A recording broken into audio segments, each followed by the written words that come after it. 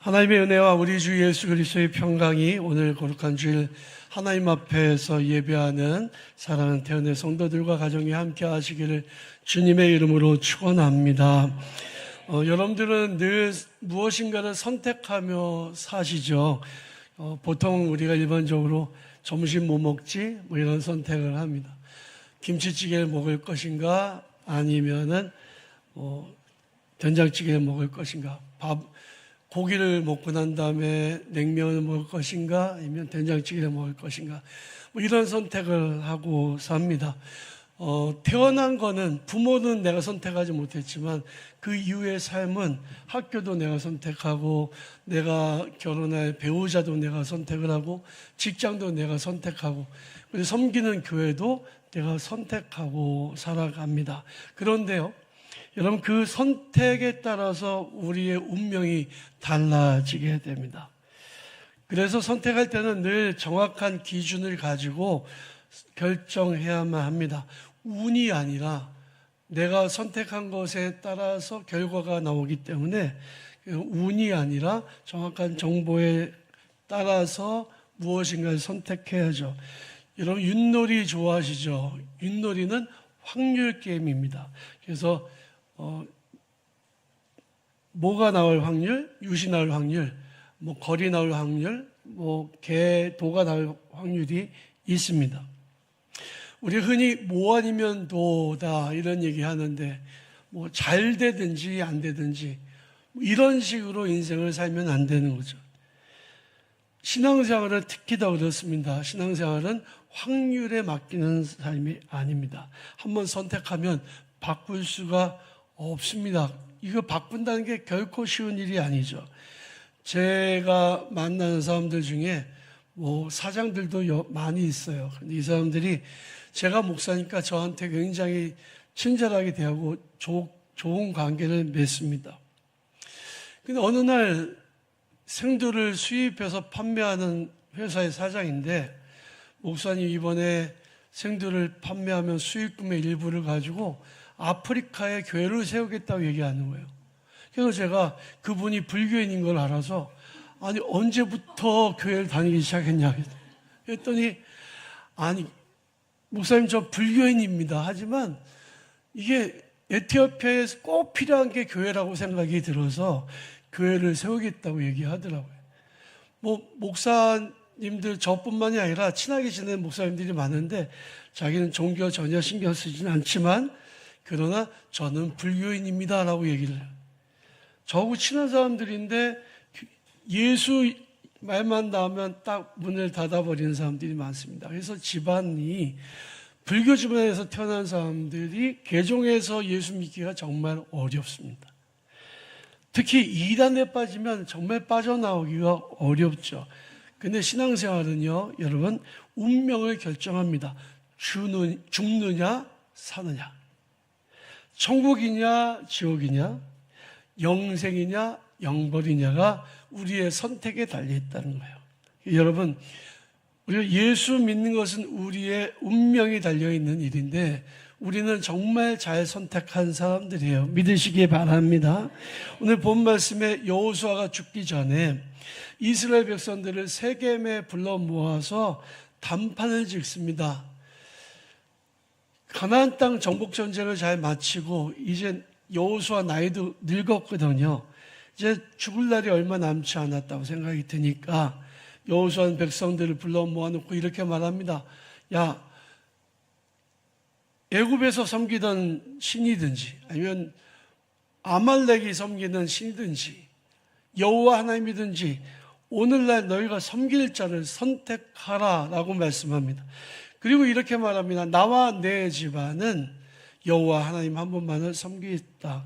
그랬더니 모였던 모든 백성들이 우리도 여호와 하나님 한 분만 섬기겠다고 결심을 하고 고백을 합니다. 여호수아는 선택을 요구했습니다. 너희가 섬길 자를 선택하라. 한 번의 선택이 평생을 또 집안의 운명을 결정하죠. 우리는 예수님을 따르기로 선택한 사람들입니다. 주님의 제자가 되기로 결심한 사람들이죠. 그러니 주저해서는 안 됩니다. 선택도 후회해서는 안 됩니다. 누가 여호와 하나님을 섬기고 누가 예수님을 따를 것인가 하는 질문에 하나님, 제가 하나님을 섬기겠습니다. 제가 예수의 제자가 되겠습니다라고 선택한 사람들이 저와 여러분이라는 말씀이죠. 그렇다면 우리가 주님을 따르기로 하고 주님을 선택했다면 어떤 삶을 살아가야 할까요? 첫 번째로 focus on입니다. 집중하는 겁니다.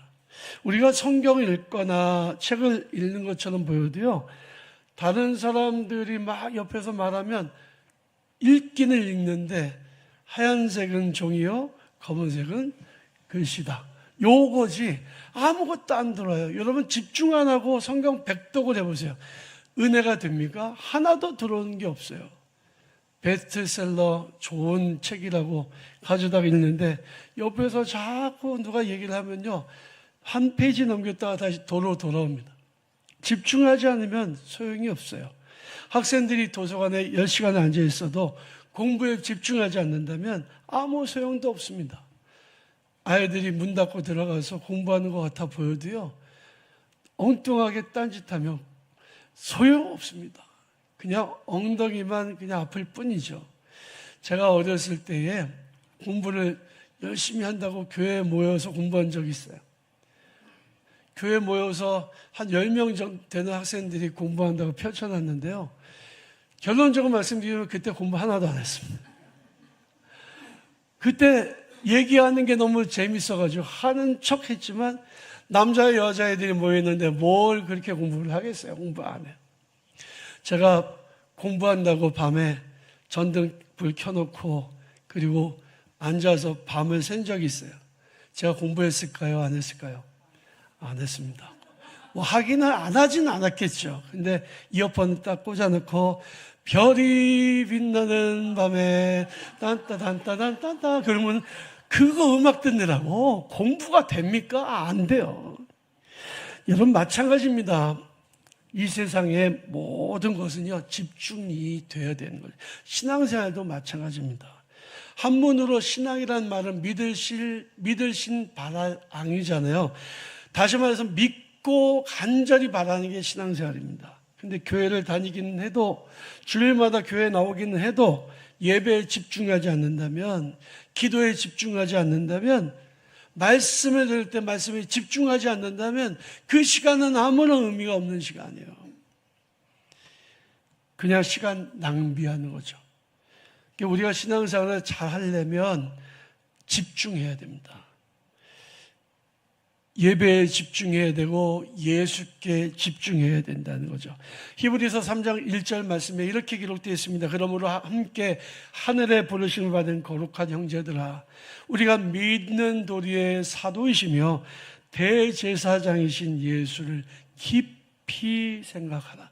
예수를 깊이 생각하라 라고 말씀하고 있어요. 여러분들 인생에 고난이 닥치고 역경이 다가오면 여러분, 우리가 뭘 묵상하게 됩니까? 고난을 묵상하게 되잖아요.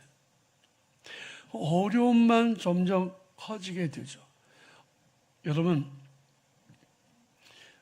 제가 엊그저께인가 해외 토픽을 봤는데, 미국에서 스카이다이빙 하다가 떨어져 죽은 그 여자 다이버가 있어요. 그 사람의 죽음을 이렇게 조사하다 보니까 주 낙하산도 안 피고 보조 낙하산도 안 폈대요. 500회 이상을 스카이다이빙 한 사람인데, 이유가 뭐냐면 그 전날 밤에 자기 남자친구에게 이별을 통보받았다고 합니다. 그러니까 고난이 오니까 그것만 집중하는 거죠. 그래서 스스로 목숨을 끊는 거로 결론이 났다 그래요. 여러분, 고난이 와서 그 고난을 묵상하면 그 고난 때문에 고통스러워집니다. 고난이 오면 그때가 더 깊이 예수를 묵상해야 될 때예요. 주님만을 바라보시길 바랍니다. 믿음을 가진다는 것은 주님을 보고 다른 것도 바라보는 것이 아니라 오직 주님만을 바라보는 겁니다. 이제 다른 것은 바라보지 않겠다는 선택과 결심, 그게 신앙생활을 잘하는 방법이에요.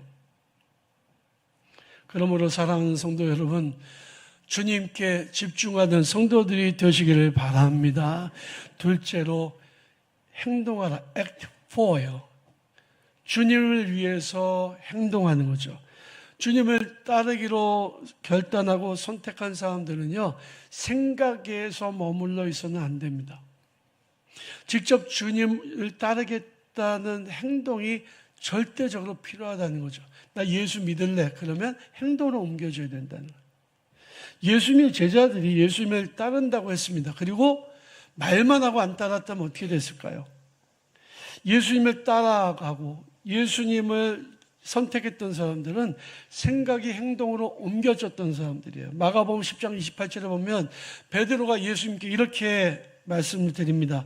보소서 우리가 모든 것을 버리고 주를 따랐습니다. 예수께서 갈릴리 바다에서 베드로를 부르셨을 때 나를 따라오너라 내가 너를 사람 낚는 어부가 되게 하리라 말씀하셨을 때 베드로는요, 배와 그물과 잡은 물고기와 자기 아버지를 그냥 버려두고 예수님을 따라갔습니다. 세리마태가 세금을 걷고 있었는데 예수께서 너 나를 따라오너라 그렇게 말씀하셨더니 책상을 다 버려두고 예수님을 따랐다고 성경은 기록하고 있습니다. 직업도 내팽개치고 주님을 따라갔던 사람이 누구냐? 바로 제자들이었다는 거죠. 제자들은 모두 예수님의 말씀에 순종해서 선택하고 따라갔던 실행력이 있었던 사람들이에요. 주님을 선택한 것은 마음으로 믿고 주님을 따라가는 행동까지 포함되는 겁니다. 마태복음 16장 24절에 보면 이런 말씀이 나옵니다. 이에 예수께서 제자들에게 이르시되 누구든지 나를 따라오려거든 자기를 부인하고 자기 십자가에 지고 나를 따를 것이니라. 주님 믿기로 결심했습니까? 선택했습니까? 그렇다면 자기 십자가를 지고 예수님을 따라가야 합니다. 주님의 말씀대로 살고 실천하며 살아가야 합니다. 내 마음에 안 들어도 주님 말씀이면 해야죠. 원수까지 사랑하라고 예수님 말씀하셨으니 그대로 해야만 합니다. 너희가 너희 것을 가지고 나눠주라 하셨으니 나눠주는 게 맞습니다. 내가 조금 손해보고 내가 조금 억울해도 말씀대로 살아가는 것, 그게 예수님을 따라가는 삶이에요. 예수님께서 너 나 따라오너라 라고 했을 때 주님의 부르심을 받은 사람이 많이 있었습니다. 부자 청년도 예수님의 부르심을 받았죠. 그런데 예수님을 따라가지 않았습니다. 왜냐하면 그럴 마음이 없었기 때문이죠. 어떤 사람들은 자기 부모를 장사하고 예수님을 따라가겠다고 했습니다. 부모가 언제 돌아가실 줄 알고 장사를 지내고 따라가겠다고 말을 합니까? 여러분, 안 가겠다는 거죠. 행동을 하지 않으면 그러면 믿음이 없는 거예요. 선택했다면 행동으로 옮겨야죠. 마지막으로 all in입니다. 주님께 모든 것을 걸어야 합니다. focus on, act for, 그리고 all in이에요. 근데 all in이라는 이 말은 원래 도박의 용어입니다. 도박하는 사람들이요, 자기 패가 좋은 게 들어왔어요. 그러면 자기 있는 돈을 다 걸어서 한꺼번에 거는 거죠. 그런데요, all in 한다고 돈을 따냐? 아닙니다. 올인을 해도 내가 딸 확률이 높은 거지만 잃을 확률도 있는 거예요. 세상의 것은 그래요. 세상 것은 올인을 해도 확실하지 않는 거예요. 근데 예수를 선택한 사람들은 실패할 확률이 있습니까? 없습니다. 주님을 선택했다면 잘한 거예요. 흔들리지 마시기 바랍니다. 의심하지 마시기 바랍니다. 이제는 주님밖에는 다른 거 없어요. 다른 것에 소망 두지 마세요. 열왕기상 18장에 보면 엘리야 선지자가 백성들을 불러 모았습니다. 갈멜산 위에요. 그 자리에는 850명의 바알과 아세라 선지자들이 모여 있었어요. 아방도 있었습니다. 신하들도 있었습니다. 거기에서 엘리야 선지자는 여호와 하나님이 진짜 신인지 아니면은 바알과 아세라가 진짜 신인지 한번 대결해보자. 제단을 쌓아놓고 송아지를 각도서 올려놓고 그리고 자기 제단에는 물을 갖다가 3동이나 부었습니다. 그리고 우상 숭배자들에게 먼저 너희 신을 불러라 그랬어요. 근데 아무리 그들이 자기 몸을 상하게 하고 난리를 쳐도 아무 일도 일어나지 않았습니다. 그때 이제 엘리야가 백성들에게 이렇게 말합니다. 오늘날 너희가 어느 때까지 둘 사이에서 머뭇머뭇하려느냐? 여호와가 만일 하나님이면 그를 따르고 바알이 만일 하나님이면 그를 따르지라. 근데 여러분, 백성들이 어떻게 대답했는지 아십니까? 한마디도 대답하지 않았어요. 백성들에게 하나님을 섬기든지 우상을 섬기든지 해라 그랬는데 백성들이 아무 대답도 하지 않았어요. 무슨 얘기입니까? 회색 지대에 서 있는 거예요. 틀리면은 이쪽으로 가고. 여러분, 퀴즈 대회 같은 거 할 때요, OX 퀴즈 하면요, 잘 몰라.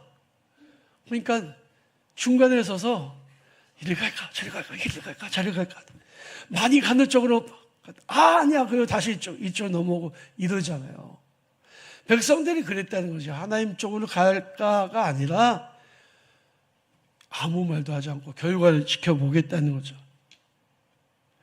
여러분, 안타깝게도 지금 이 순간에도 명색이 기독교인이라고 말하면서도 하나님과 세상 사이에서 머뭇거리고 이리저리 흔들리는 사람들이 많이 있습니다. 교회는 나와요. 예배도 드려요.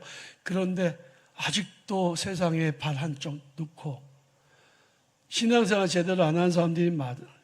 어떤 사람이 홍수가 나가지고 막 떠내려가다가 그냥 구사일생으로 나무 가지 하나 잡아서 사는 거예요. 이 기도를 시작합니다. 이 사람 무신론자였는데 기도를 이렇게 기도합니다. 하나님, 저 좀 살려주세요. 부처님, 저 좀 살려주세요. 알라신이여, 저 좀 살려주십시오. 어느 거 하나라도 걸려라. 어느 거 하나라도 걸려라. 신앙생활은 그렇게 하면 안 됩니다. 올인 해야 됩니다. 성령께서는 지금 이 순간 우리에게 선택과 결단을 요구하세요. 너희가 섬길 자를 선택하라. 하나님을 선택하고 예수를 선택하고 주님을 따라야만 합니다. 이 양 믿으려면 주일 성수하는 거. 이게 올인이에요. 여러분, 최선을 다해서 새벽기도 하는 거, 이게 올인이에요. 모든 예배에 최선을 다하는 것, 최선을 다해서 헌신하는 삶, 재치하게 하나님을 시험하려고 하지 말고 제대로 믿고 제대로 섬기면서 사시기를 바랍니다. 여러분, 지금 누구를 섬기고 있으신가요? 만약 여러분이 주인 삼고 섬기고 따르는 것이 예수가 아니라면, 세상이라면 회개하시길 바랍니다. 요한복음 6장에 보면은 이런 내용이 나옵니다. 예수를 따르던 수많은 무리가 있었어요. 그들은 예수께 무엇인가 얻을 게 있나 하고 따라다녔습니다. 그런데 예수께서 십자가와 죽음에 대한 말씀하시니까, 그리고 실질적으로 얻을 게 없어지니까 사람들이 뿔뿔이 다 예수 주변을 떠나고 12명의 제자만 남았습니다. 그때 예수께서 이렇게 말씀하십니다. 너희들도 갈래? 그때 베드로가 이렇게 말합니다. 주여, 영생의 말씀이 주께 있사오니 우리가 누구에게 가겠습니까? 우리가 주는 하나님의 거룩하신 자인 줄 믿고 알았습니다. 사랑하는 성도 여러분, 우리는 예수를 선택한 사람들이에요. 예수로 죽고 예수로 사는 사람들입니다. 세상 사람 모두가 예수를 버리고 떠나도 우리 많은 예수님을 떠나지 말고 끝까지 예수를 위해 충성하고 주님을 위해 살아가는 복된 성도들이 되시기를 바랍니다. 그리하여 영생의 복을 받고 하나님의 기쁨이 되고 천국에서 면류관을 쓰는 저와 여러분들이 다 되시기를 주님의 이름으로 축원합니다.